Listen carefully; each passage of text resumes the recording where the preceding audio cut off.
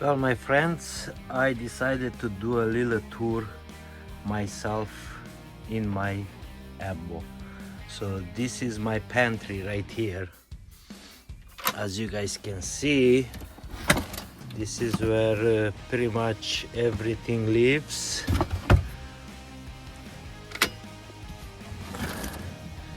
All the junk food and all the good food and the dry foods and everything like that. Lots of stuff in here, but this is very, convenient. Everything is right here and they are all locked nicely up. And here where my cooktop lives, right there. It's very convenient that I don't have to. I carry propane, but for outside purposes only. And then we get some more pantry and stuff like that here that I can store. We have under the sink storage where the shower lives and all the stuff that you need to hygiene, toothbrushes, soaps, so on. And my teapot right here, and the water. Funny, the water is still hot, guys, and I came home like 2 days ago because I have the Kuma, and I'll show you guys where I installed that Kuma marine heater. I'll take this guy away and probably you guys might be able to see. It's a little bit dark in there, but that's where it is, and it holds about 12 liters of hot water for a couple of days. My solar charger shows like the batteries are 12.9. Inverter it's on, and I'm using about 3 amps. Okay, and this is the sitting area right here where I enjoy all my nice meals made by my beautiful wife. And here, if I want to open up, I just fold this guy down and store it away. And this, so cozy. Oh my god, yes, I love this stuff, man. I just love them. They are so good, convenient, and not only that, it's actually keeps the heat in too, and it's easier for me to block up my windows. Okay, and if we go a little bit further here, we have the controller for my Max air fan, which is pretty amazing.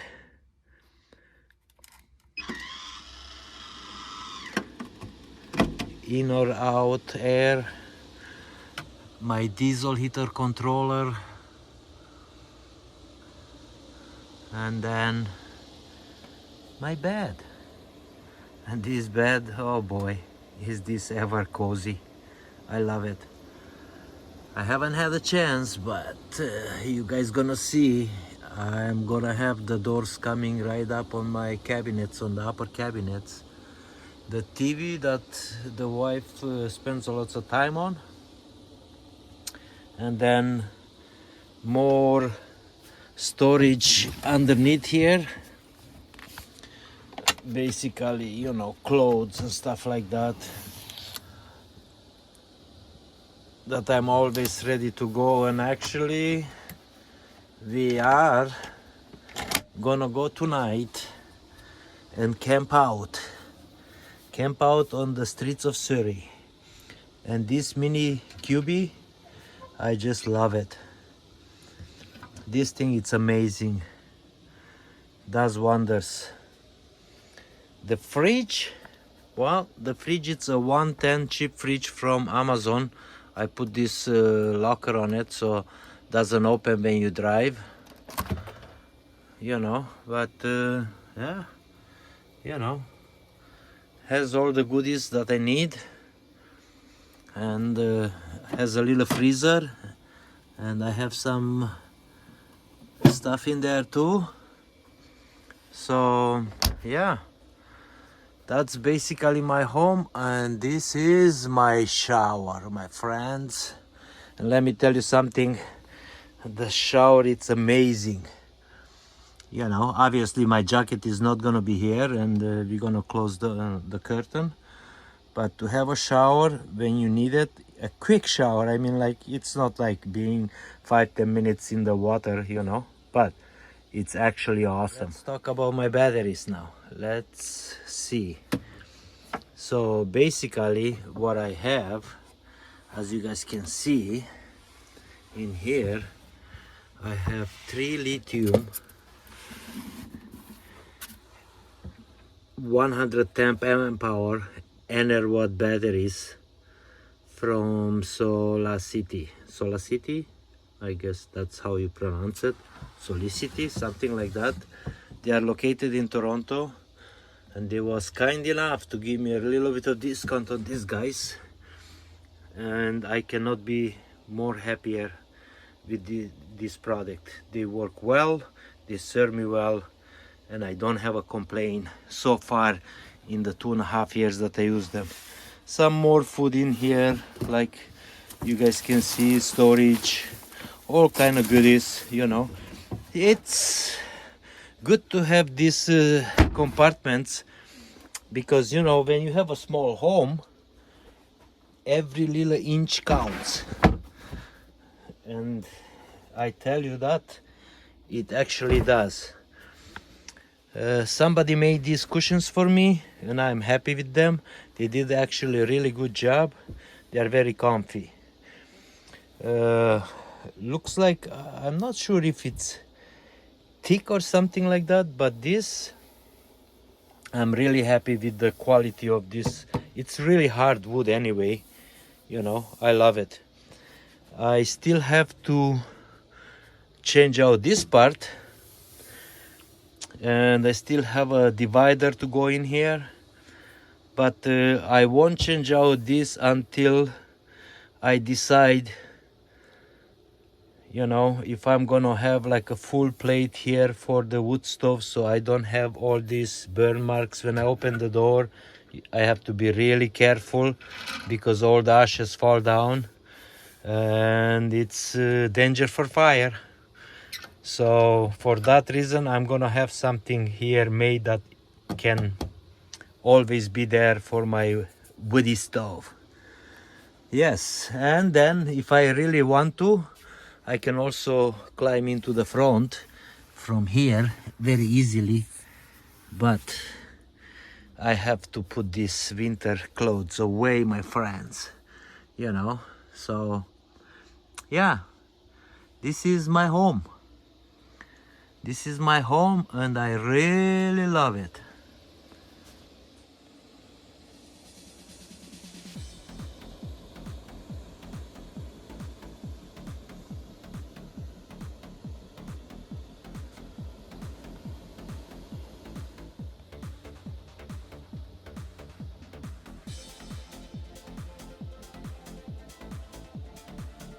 And here we have my diesel heater. It's 3000 watt.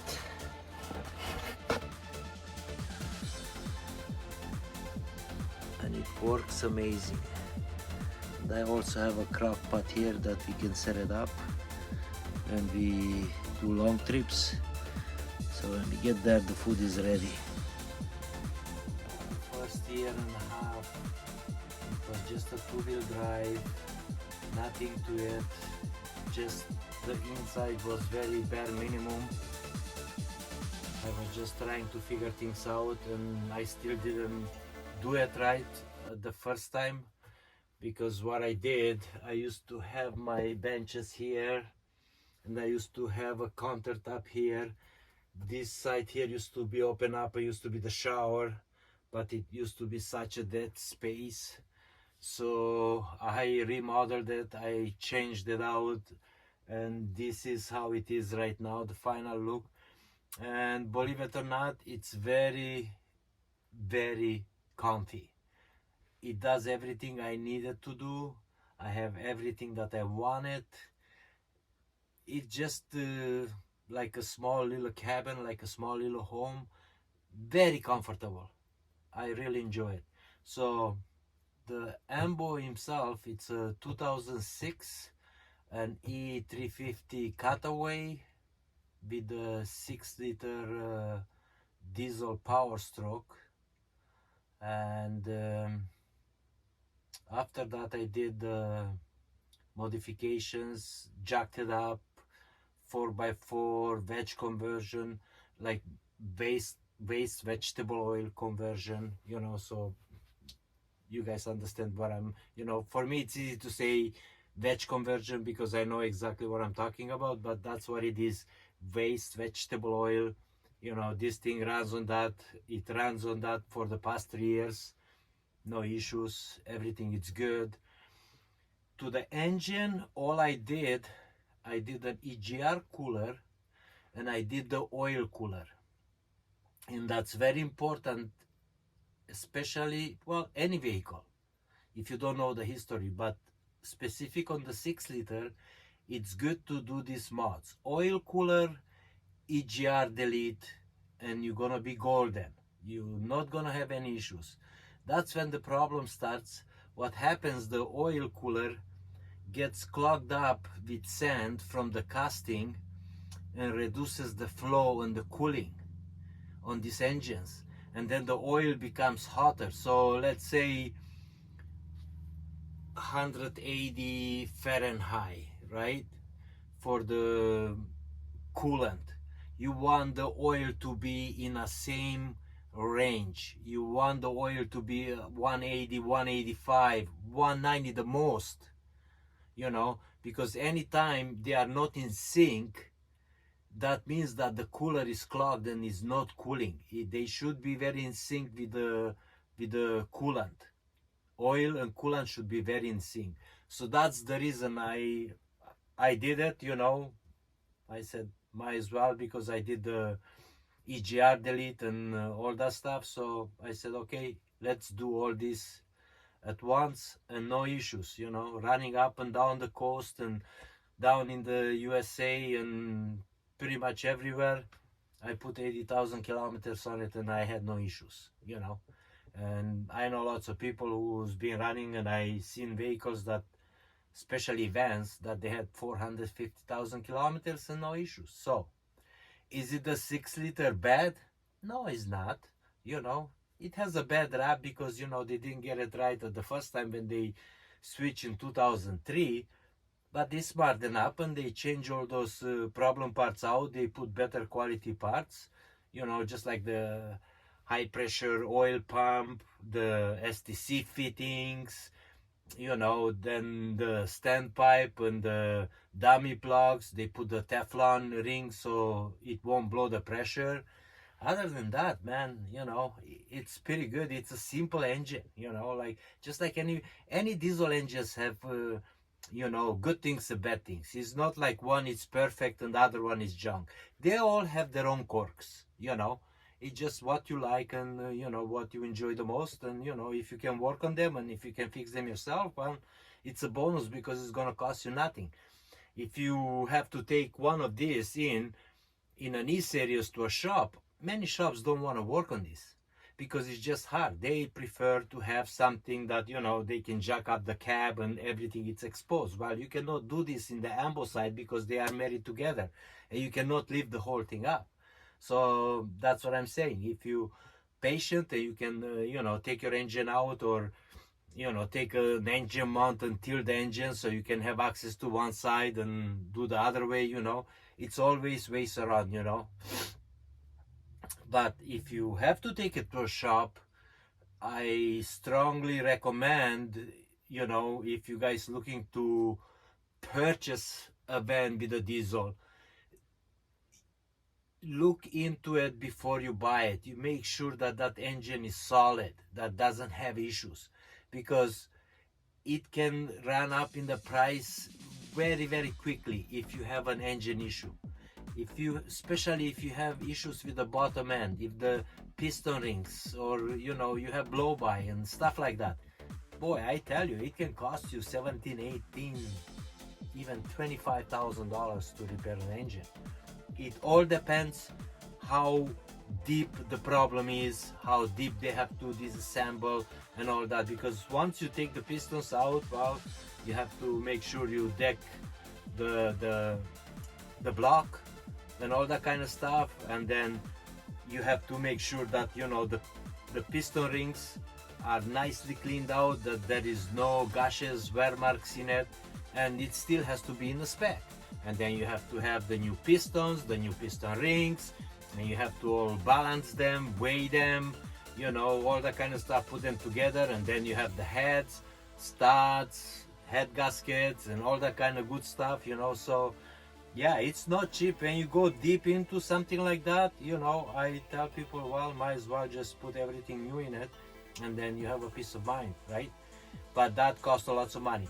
But if you can buy something and be good for 4 years, you know, with no issues, well, there you go. I mean, like, hey, then I don't mind spending 20 grand, make a brand new engine, because if you're looking to buy a brand new vehicle, a Sprinter, for example, and they have the same problems, they have engine problems, just like every one of them, that's gonna cost you 100, 120 grand, and you're still ahead of the game with something cool like this, you know, does the work, has good power, has a lot of torque, goes up nicely. I can tow my rig behind it when I go in the bush, you know. So I hope this helps you guys out, you know. If you guys have any questions, anything at all, you can always email me, you can always send me a message, and then, you know, I respond to pretty much every one of you guys, you know. Very seldom I miss out on anything, but like I said, questions, hit me up. I'm here to help you guys with anything. That's my purpose. If I can help 1, 2, 3 of you, that makes me happy. Okay, my friends, till next time, peace out.